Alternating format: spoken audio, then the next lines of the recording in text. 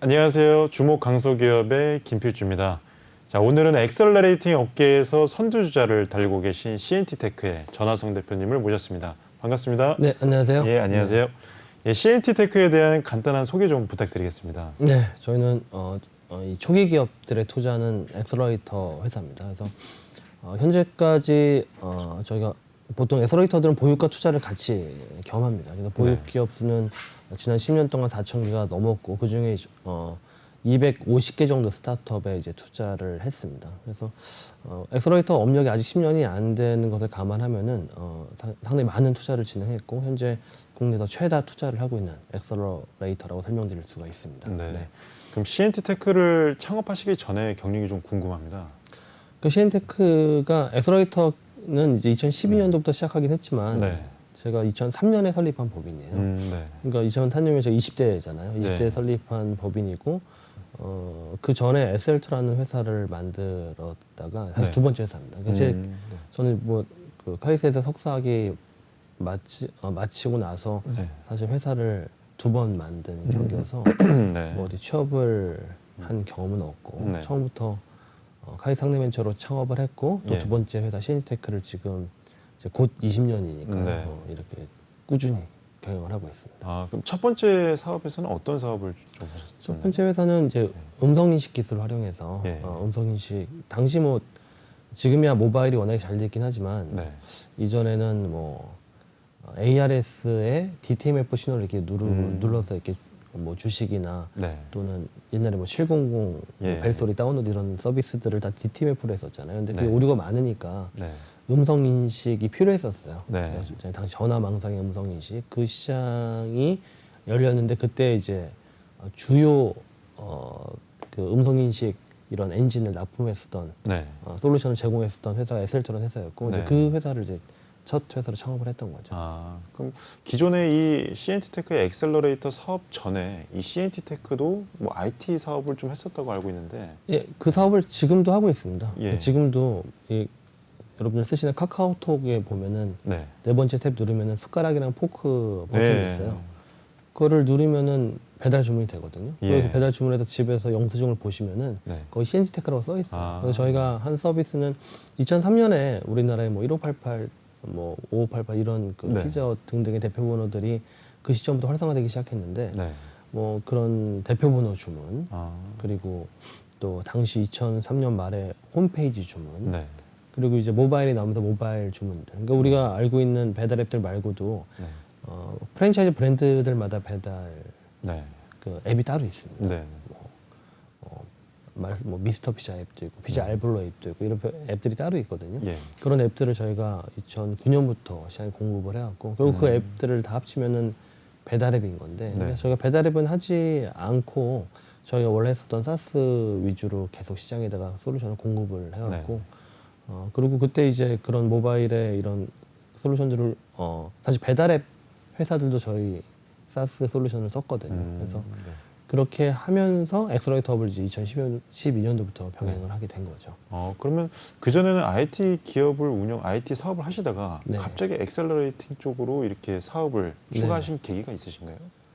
그러니까 추가했다라기보다는 그때 2012년도에 네. 그냥 이거를 사회 환원 활동이라고 생각을 했어요. 네. 사회 환원 활동이라고 생각을 한 이유 중에 그 전에 좀 어떤 동기가 있었냐면은 네.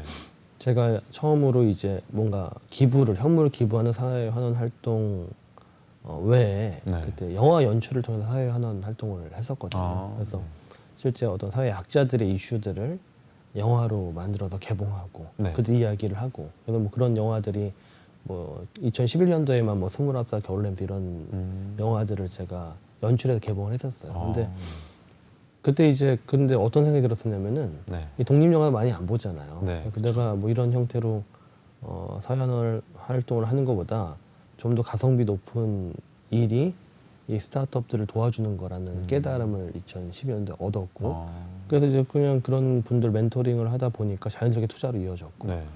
투자를 하다 보니까 점점 더 이게 많은 기업들이 모이기 시작한 겁니다. 네. 모이기 시작하다가 보니까 투자 규모가 점점 커졌던 거죠. 예. 근데 사실 2018년도 상반기까지는 저희가 그냥 이 사회에 뭔가 뭐 기부하고 헌원하고 이런 정신을 가지고 했다면은 2018년도에 저희가 이게 한 3개 기업 정도 회수가 네. 좀 본의 아니게 되면서 2019년도부터 사업화를 시켰고 근데 사업화를 시켰는데 2020년도에 코로나가 터졌잖아요. 네. 그래서 저희가 해외 사업 자체가 좀 해외 사업이 코로나가 터진 기업들은 다시 굉장히 어려워지잖아요. 그래서 네. 저희가 해외 사업을 많이 철수를 했어요. 예. 철수를 하면서 그 남는 힘을 네. 온전히 엑셀러레이터 쪽에 다 초집중을 한 겁니다. 아. 그러다 보니까 이제 2020년이 넘어오면서 코로나 시즌에는 저희 부업이 바뀌어 버리는 엑셀러레이터 네. 사업에 저희가 온전히 집중하고 네. 아무래도 CEO가 집중하다 보니까 더 그렇죠. 회사가 그쪽으로 몰입을 하게 됐는데 그러면서 지금 현재는 뭐 이렇게 저희 검색하시면은 네. 그냥 엑셀러레이터 회사로 그러니까요. 그냥 보입니다. 네, 네.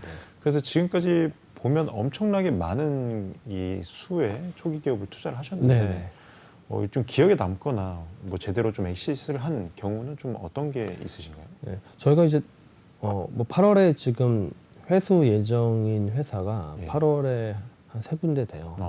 네. 그러니까 그 지금까지는 24개 네. 기업을 회수했고 8월이 지금 27개가 되는데 지금 이제 저희 뭐 1000억 밸류가 넘어간 회사들도 꽤 있습니다. 네. 그러니까 여러분들 아시는 뭐 쿠켓 얼마 전에 네. GS 리테일에 2,500억에 그렇죠. 예. 인수가 됐는데 쿠켓은 정말 이문주 대표가 고려대학교 3학년 학생일 때 만나서 네. 첫 투자를 했고 원래 동영상 이렇게 만드는 걸로 오늘 뭐 시작을 먹지인데 했었잖아요. 근데 원래 모두의 지도라는 서비스로 시작했다가 네. 또 오늘 뭐 먹지는 저희가 또 다른 투자 보육을 했었던 그리디시라는 회사는 두 개의 회사가 합쳐진 게 쿠켓이거든요. 그러니까 그렇게 극초기 기업부터 이제 사실 투자를 한 서너 번 정도 이렇게 진행을 하게 된 거죠. 네. 그리고 그게 이제 쿠켓 정말 이제 거의 법인 설립 단계부터 이렇게 육성을 했었던 형태고 뭐 1,000억 밸류에이션이 넘어간 회사 중에 뭐 더만마 이런 회사들도 네. 현재 2,000억 밸류에이션이 넘어갔고 네. 이런 회사들도 저희가 첫 투자 네. 또 뭐 투자 선택에 되게 중요한 게 팁스잖아요. 그렇죠. 팁스를 연기한 첫 투자를 했었고 뭐 또 더 스윙 네. 킥보드 아마 예. 타보셨을 텐데 더 네. 스윙 같은 회사도 저희가 회사 가치 한 40억 정도 밸류일 때 투자해서 예. 지금 이제 1,000억이 넘었으니까 또 뭐 한터글로벌 이런 회사들이 다 지금 1,000억 밸류가 넘은 회사들이에요. 네.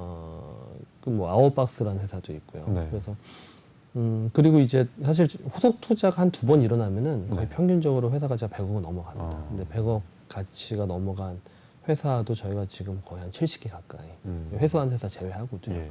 그게 많이 지금 육성을 시켜왔는데 저희는 원칙이 CNT테크를 찾는 네. 스타트업들의 최대한 투자를 한다.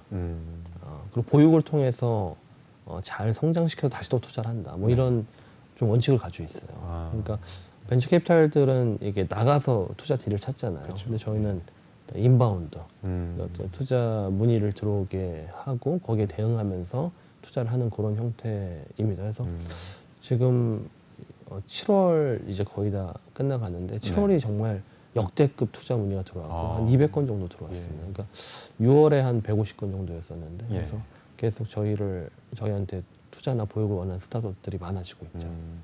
지금 이 엑셀러레이팅 업계에도 어떻게 보면 이 CNT 테크 외에도 경쟁사가 좀 있을 것 같은데 네. 이 경쟁사 대비 좀 특장점이라고 하면 뭐가 있을까요? 네.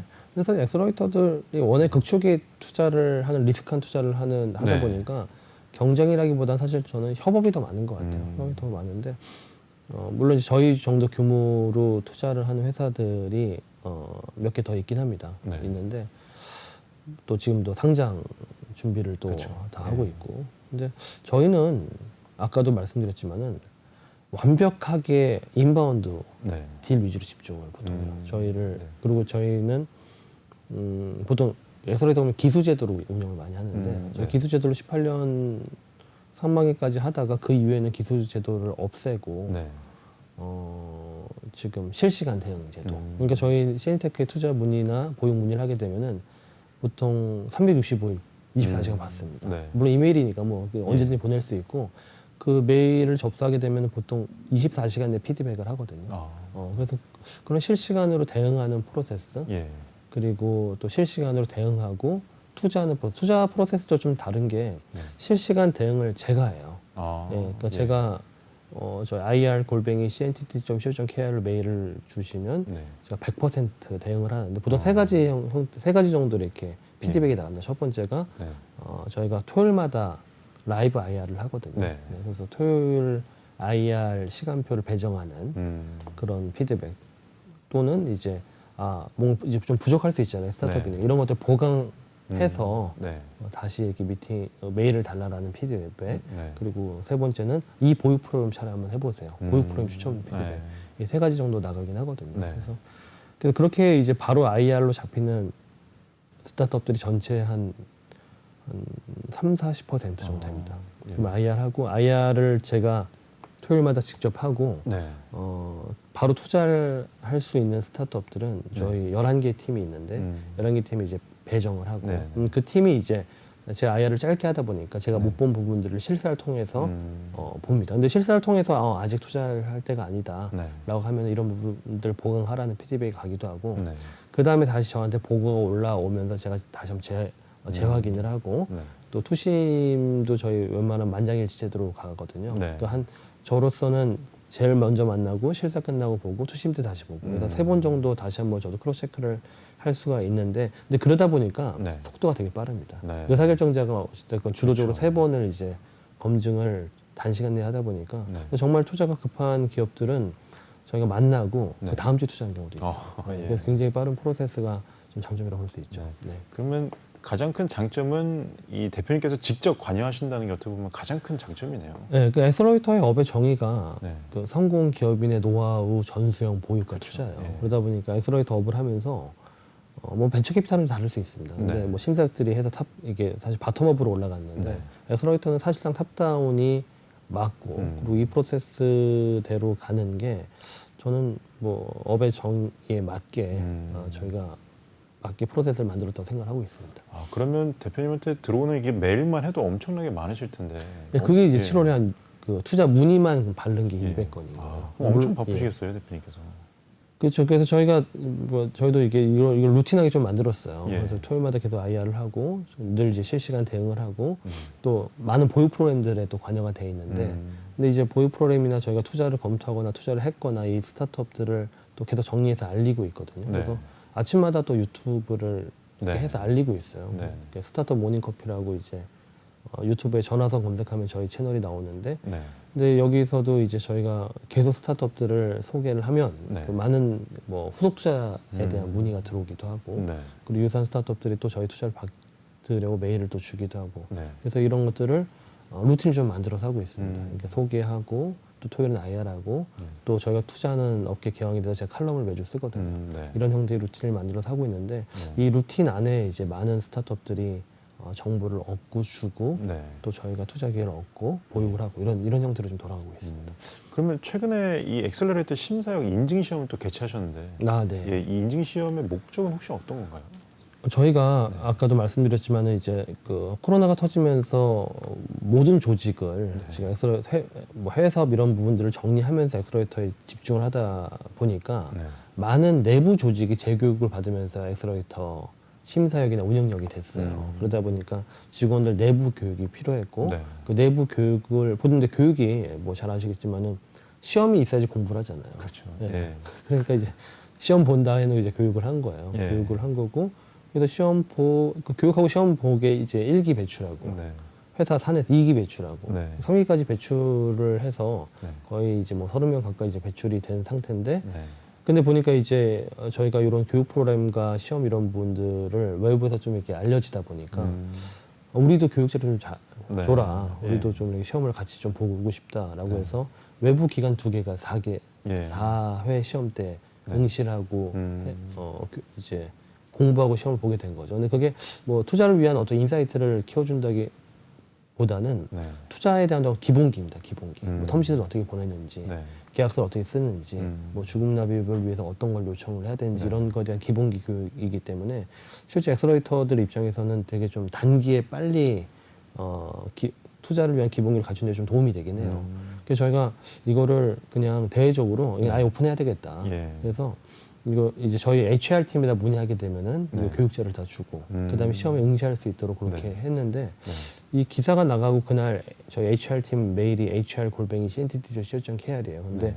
그 메일이 거의 엄청나게 문의가 어, 들어가지고 예. HR팀 메일 계정 다시 파야 되겠다. 사내 메일을 그 정도로 네. 문의가 많이 들어왔는데, 근데 저도 이제 나가서 저희 교육 자료 오픈하고 네. 심사 인증 시험 이런 얘기들이 좀 회자가 좀 됐었던 것 같아요. 그래서 그때 저기 그 모 엑셀러이터 대표님들이랑 네. 한번 식사를 하는데 예. 한 파트너님이 시엔테크 온라인 교육 자료를 다른 사람한테 받았다는 거예요. 아. 그래서 저희 HR팀한테 이게 예.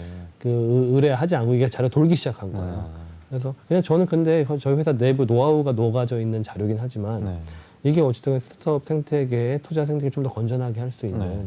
그런 자료가 되고 있다고 생각해서 되게 네. 앞으로도 계속 오픈하면서 진행하려고 하고 있습니다. 아, 원래 이 펀드 매니저들도 시험을 보고 자격증을 따는 것처럼 네. 이 나중에 심사하게 되려면 CNT테크의 시험을 보고 자격증을 따는 시대가 올 수도 있겠는데요.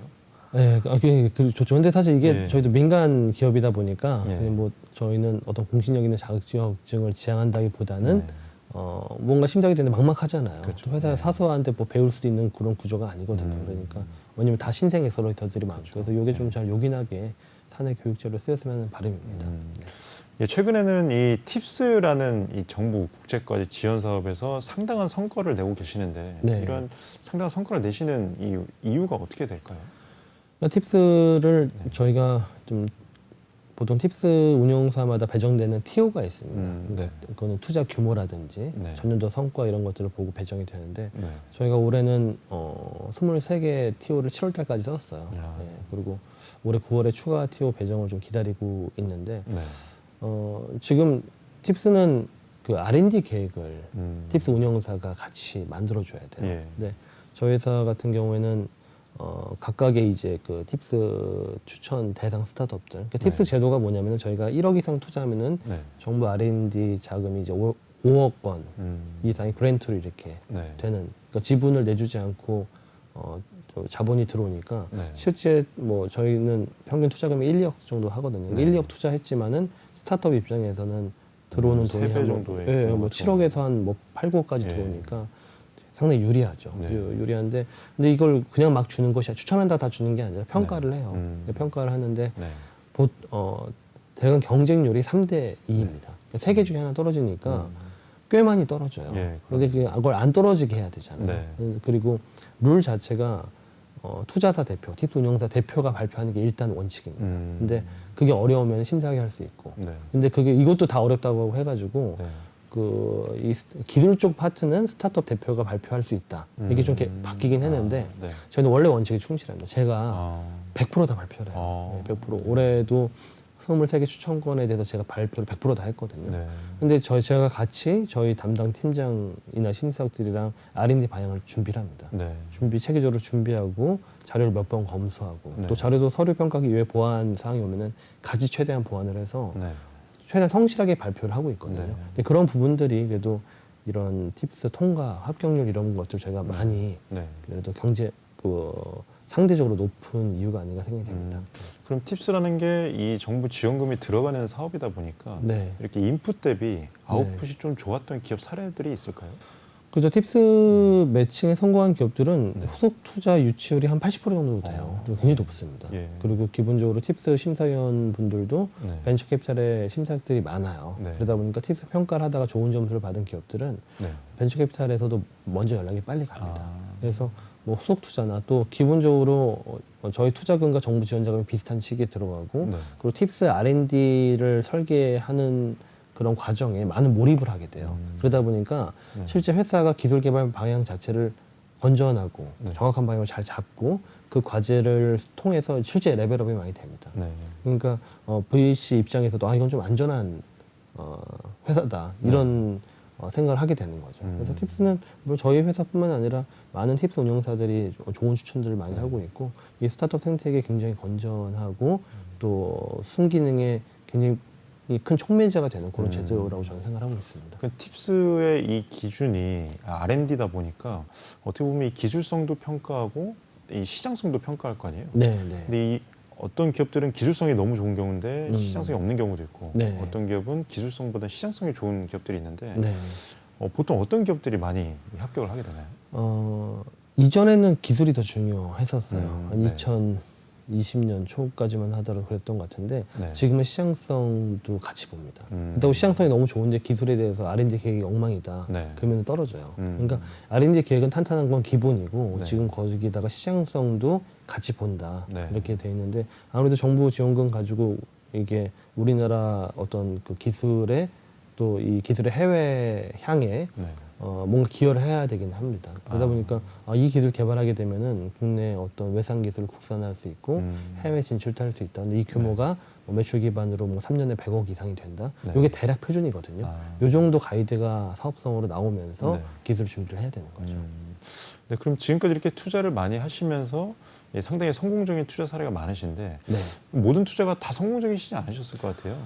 네, 그럼요. 반대 투자 사례도 예. 좀 궁금합니다. 네. 그러니까 지금 저희가 엑스러이터가 하는 투자를 이전에 그 투자를 개인이 했을 때 네. 그걸 엔젤 투자라고 했잖아요. 그렇죠. 엔젤 예, 투자자라고 예. 했었는데 말 그대로 엔젤, 그러니까 실패를 용인하는 투자겠네요. 네. 그래서 저희도 투자를 했는데, 근데 사실 저희 입장은 좀 그렇습니다. 그러니까 네. 투자를 했는데 몇 개월 만에 실패했어라고 하는 거는 그건 사실 투자 받는 시점에 좀 그렇죠. 도덕적으로 좀 문제가 있는 맞습니다. 기업들이라고 생각을 해요. 근데 그런 기업은 사실 그렇게 많지 않습니다. 저희가 네. 거의 250개 가까이 투자하면서 그런 경우는 한두 번 정도였었고 네. 대부분 대표님들이 저희가 보는 기준 한 3년 정도예요. 3년까지는 정말 혼신의 힘을 다했는데 안 됐다. 네. 그러면은 그때는 엔젤 투자자답게 위로와 격려, 그 다음 시작할 수 있는 어떤 멘토링 네. 이런 것도 저는 해주는 게 맞다고 생각해요. 그래서 네. 그런 기업이 저희도 지금 뭐 이미 10개 넘게 나왔어요. 네. 나왔는데 저는 그런 분들이 다시 재창할 수 있다라는 믿음을 가지고 있죠. 그래서 창업을 한 번에 성공시키는 경우는 거의 없죠. 예, 만만치 않습니다. 그래서 저희가 투자할 때도 이게 두 번째 창업이시군요. 세 번째, 이 되게 많아요. 많습니다. 그렇기 때문에 네. 근데 첫 번째 창업을 하는 사업에 투자했다가 잘 안 되는 경우도 당연히 있을 수 있죠. 네. 근데 이런 스타트업 생태계 얼리 기업들을 투자하는 이 엑스러이터들은 이런 실패를 용인하는 어떤 마음을 가지고 네. 투자를 하고 실패를 안 하게 하는 방법이 사실 보육이에요. 보육을 타이트하게 하면 이 실패에 대해서 이 리스크를 해칭할 수 있거든요. 네. 그래서 저희도 한 10년 하다 보니까 이런 부분들이 나름 노하우로 네. 잘 자리를 잡았습니다. 말씀하신 대로 이 창업을 하게 되면 이게 데스밸리라는 것도 존재하고 네. 워낙 이게 유지가 되는 게 상당히 비율이 적잖아요. 그럼 초기 기업의 대표자들이 어떤 네. 점에 좀 집중을 해서 네. 이 사업을 해야 어느 정도 이게 다시 성공의 반열에 들을 수가 있을지 그 부분이 네. 좀 궁금합니다.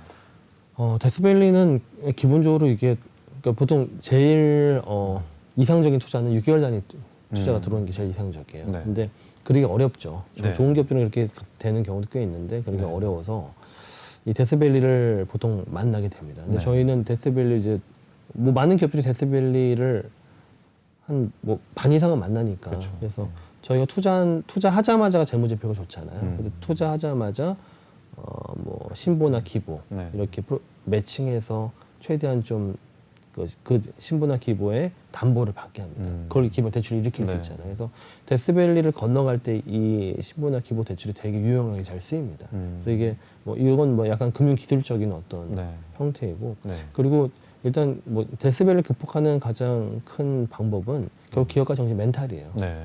그러니까 보통 투자를 받으면은 보통 이제 우리나라 스타트업 경진대회도 되게 많잖아요. 네. 막 여기저기 막 이렇게 활동을 하는 것보다는 네. 자기 본연의 사업에 집중을 하고. 초몰입을 해야 됩니다. 몰입을 하면은 결국 몰입을 얼마나 하냐에 따라서 네. 데스밸리 기간이 짧아지고 또는 데스밸리 거치지 않을 수도 있습니다. 네. 그래서 그 사업에 대한 몰입을 반드시 좀 네. 해야 된다. 그러면 데스밸리를 안 겪을 확률도 높아지고 네. 겪어도 짧다. 그리고 실제 이 기간에 대해서 미리 네. 좀 우리나라의 이게 스타트업 생태계 신보 기보가 큰 역할을 해요. 네. 그래서 그런 대출을 괜찮을 때 이렇게 해놔야 된다. 이런 분들이 실제 계세요.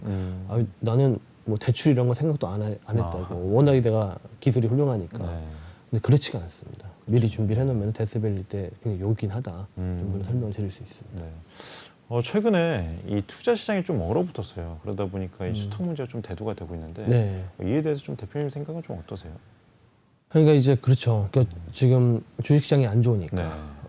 당연히 뭐 프리 IPO나 시리즈 B 정도까지 이게 VC 네. 투자가 얼어붙었고 그렇죠. 그러다 보니까 VC가 투자 안 하면 AC들이 좀 더 투자를 해줘야 되는데 네. ACD 투자를 이제 하려고 하는 AC 펀드들이 은행들이 스탁 거부 때문에 네. 투자를 못해요. 저희도 지금 좀 큰 펀드들이나 모태 펀드를 유치한 펀드들은 지금 스탁 이슈가 없어요. 네. 그러니까 투자를 하고 있는데 네. 약간 애매한 규모의 펀드들이 20억 정도 되는 예. 벤처 투자 펀드가 있습니다. 네. 20억 정도 규모 되는 벤처 투자 펀드 두 개가 네. 스탁은행을 못 구해서 투자를 못 하고 있어요. 아이고, 예. 그러니까 이게 어쨌든 한 40억 정도가 올해 투자하려고 했는데 못 하는 거잖아요. 네. 그러면 스타트업 생태계에서는 이 돈이라도 빨리 더 투자가 돼야 되고 예. 또 이 돈이 그냥 투자가 되는 게 아니라 이 돈으로 또 팁스 추천도 할 수 있는 거잖아요. 네. 그러니까 이게 굉장히 마중물이 될 수 예, 있는 건데. 귀한 펀드들인데 네. 실제 위쪽이 얼어붙고 있고 네. 이쪽은 스탁 이슈 때문에 투자를 못하고 이거는 해결이 돼야 되는 이슈예요. 음. 그래서 되게 안타깝은데 뭐 중기부에서도 계속 해결 방안을 네. 좀 찾고 있지만 네. 아직 뾰족하게 해결이 되고 있지가 않습니다. 네. 네. 예, 마지막 질문으로 이번 올해 이제 19주년이 됐다고 들었습니다. 네, 네. 이제 앞으로의 좀 CNT테크의 계획, 뭐 비전 이런 것들이 좀 궁금합니다. 네. 저희가 이제 내년 7월 7일이 20주년. 올해 네. 이제 지난 7월 7일이 저희가 19주년이었었는데 저희는 4개년 단위로 중장기 비전을 계속 발표를 하면서 네. 운영을 했어요. 그래서 저희가 현재는 비전 2023. 그러니까 네. 비전 2023은 저희가 아시아 넘버원 엑셀러레이터가 되자였어요. 예. 그래서 올해가 이제 3년째고 지금 선포한 지 2년 반을 이제 넘어가고 있는데 네. 나름 이 비전에 맞춰서 아. 저희가 지금 잘 성장했고 예. 사실 그 전에 비전들은 달랐습니다. 네. 뭐 해외 진출도 있었고 예. 한국의 외식 인프라 통합도 있었고 네. 이런 비전들을 거치면서 회사가 성장을 했는데 네. 그 다음 비전이 저희가 비전 2027이거든요. 근데 아마 엑셀러레이터로서 비전을 한 번 더 네. 그러니까 제가 CEO로서 비전을 선포하면은 조직이 몰입하게 되고 그렇죠. 그쪽에 당연히 이 사업이 성장을 하게 되는데 비전 2027도 역시 엑셀러레이터로서 한 단계 더 도약하는 네. 비전이 될 것 같아요. 그래서 앞으로 사실 이제 초기 투자를 하기 위한 엑셀러레이터로 계속 저희는 성장을 해 나갈 것이고 네. 그리고 사실 비전 뭐 2027 다음이 비전 2031인데 그건 네. 모르겠어요. 세상이 계속 바뀌어 나가니까 예. 사실 저도 비전 2023을 엑셀러레이터로 제가 선포하게 될 거라고는 네. 10년 전으로 거슬러 올라가면은 예. 상상을 할 수가 없었던 예. 일이거든요. 그래서 사실 뭐 하루하루 정말 하루하루에 충실한 삶을 저나 저희 조직이나 살고 있고 네. 그리고 CEO로서 당연히 의무니까 계속 미래를 보고 비전을 선포를 해야 되는데 비전 2027까지는 그래도 적어도 네. 엑셀러레이터로 활동할 것인데 뭐 비전 2031은 네. 모르겠습니다. 네. 네, 오늘 이렇게 나와주셔서 감사하고요. 예, 이렇게 스타트업 업계에서 정말 아주 엑셀러레이팅을 잘 해주고 계신 전하성 대표님을 만났습니다. 향후에 비전 2050까지 좀 만나 뵙고 그때까지 인터뷰하는 날이 왔으면 좋겠습니다. 오늘 시간 내주셔서 감사합니다. 네, 감사합니다. 네.